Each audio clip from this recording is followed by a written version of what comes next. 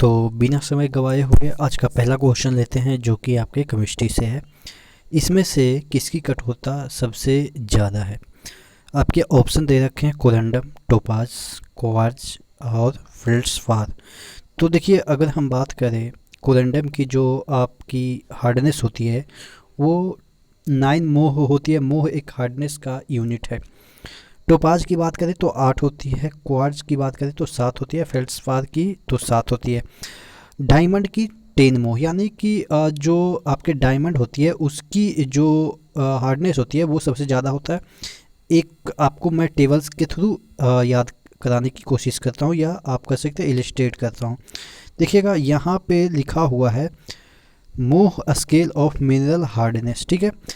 Talc का मोह hardness कितना होता है? 1, ठीक है। और अगर एब्सोल्यूट हार्डनेस की बात करें तो वो भी 1 होती है। टाल्क जो है वो किसका आप कर सकते हैं अगैस्क है कि मैग्नीशियम का है, ठीक है। जिप्सम का क्या है? इसका है हार्डनेस मोह स्केल पे 2 है। और ये जिप्सम किसका एस्क है ये भी आपको पता है। कैल्सीसाइट है जो कि कैल्शियम का एस्क है। उसके बाद फ्लोराइट है, कैल्शियम फ्लोराइड इस तरह से लिखा रहता है, ये केमिकल फॉर्मूला इसका। एपेटाइट है। उसके बाद फेल्ड्सपार है जो कि मैंने अभी बताया कि इसका कितना होता है? 6 होता है। फेल्ड्सपार का 6 होता है। क्वार्जाइट का 7 होता है। टोपाज का 8 होता है। कोरंडम का 9 होता है। और सबसे हार्ड दुनिया में कौन सा जो मिनरल है वो एग्जिस्ट करता है? वो है आपके डायमंड, ठीक है। तो इस पिक्चर के थ्रू भी आप समझ सकते हैं कोरंडम किसका अयस्क है? एल्युमिनियम का। और टोपाज भी एल्युमिनियम का अयस्क है। यहाँ पे आप इसको देख सकते हैं। तो आशा करते हैं ये वाला क्वेश्चन जो इसमें दे रखा है कि इसमें से कौन सी जो मिनरल है उसकी सबसे ज़्यादा कठोरता है, तो कोरंडम की है। उसके बाद किसकी है? टोपाज की है। हालांकि इसमें अगर डायमंड होता तो डायमंड की सबसे ज़्यादा है।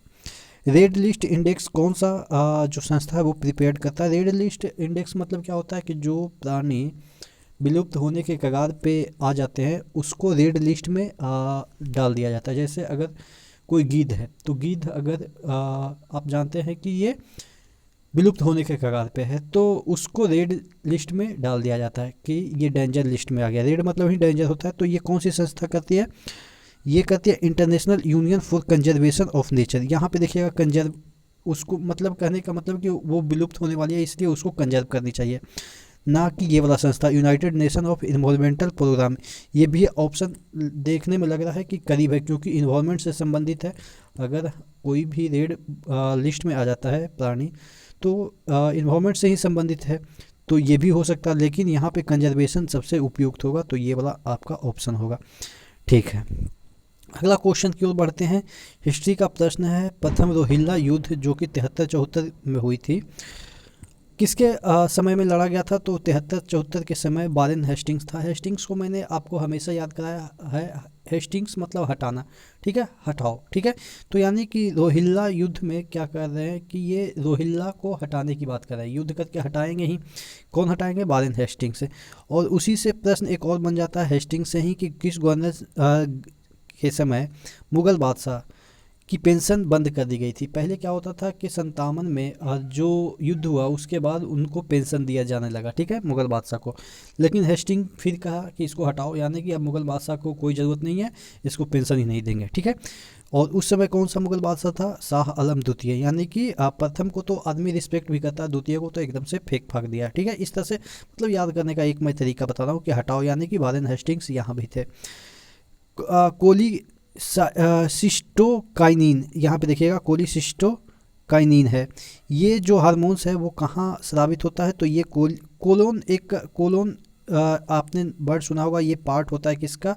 लार्ज इंटेस्टाइन का, ठीक है। ये जो लार्ज इंटेस्टाइन होता है, इस तरह से लार्ज इंटेस्टाइन होता है, तो ये वाला जो पार्ट होती है यहाँ जहाँ से कि ये स्मॉल इंटेस्टाइन यानी कि छोटी आंत जुड़ी रहती है, इसको कोलन कहते हैं। ये वाला जो पार्ट होती है ना, बड़ा वाला जो लार्ज इंटेस्टाइन, उसको कोलेन कहते हैं, ठीक है। तो कोलेन इंटेस्टाइन का पार्ट है। तो ये आपके ड्यूडेनम भी स्मॉल इंटेस्टाइन का पार्ट है। तो ये कोलिसाइटोकाइनिन जो है, सिस्टोकाइनिन जो है, एक हार्मोन है जो कि ड्यूडेनम के द्वारा स्रावित किया जाता है, यानी कि छोटी आंत के द्वारा स्रावित किया जाता है, ठीक है।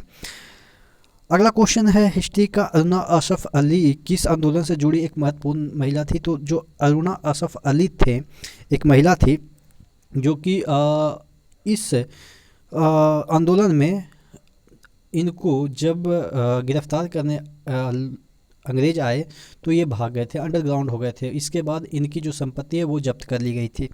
तो ये किनके समय मतलब किस आंदोलन में ये सक्रिय रही? ये भारत छोड़ो आंदोलन में अरुणा अशरफ अली सक्रिय रही।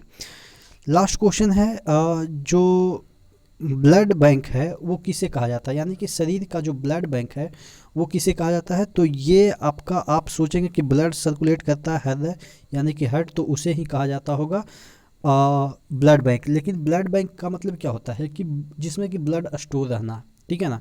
तो यहाँ तो ब्लड स्टोर रहता नहीं है, जो हार्ट है उसमें तो स्टोर नहीं रहता, ये तो पंप करता है, तो ये तो पंप हो गया। अगर बैंक की बात करें तो बैंक किसको कहते हैं? स्प्लीन को, SPLEEN, ठीक है, स्प्लीन को कहते हैं। यानी कि अगर हिंदी में बात करें तो पलीहा या तितली कहते हैं, ठीक है। ये आपके फेफड़ा होता है ना, ये फेफड़ा के दाईं ओर एक छोटा सा इस तरह का बैंक होता है, ठीक है, पीछे की ओर, ठीक है। एक लोब होता है या आपका सकता टुकड़ा होता है, उसी में जो ब्लड है वो स्टोर रहता है, ठीक है। ये रिफाइन भी करता है, उसमें स्टोर करके रिफाइन भी करता है, जितने भी कीटाणु वगैरह होते हैं वो मारते रहते हैं, क्योंकि ये जो होता है इसमें WBC बहुत मात्रा में छूटते हैं, ठीक है। तो आशा करते हैं आपको जितने भी क्वेश्चन मैंने कराए, हालांकि ज़्यादातर क्वेश्चन आपके साइंस से ही हैं, तो याद हो गए होंगे, ठीक है। तो नेक्स्ट वीडियो में मिले, तब तक के लिए धन्यवाद।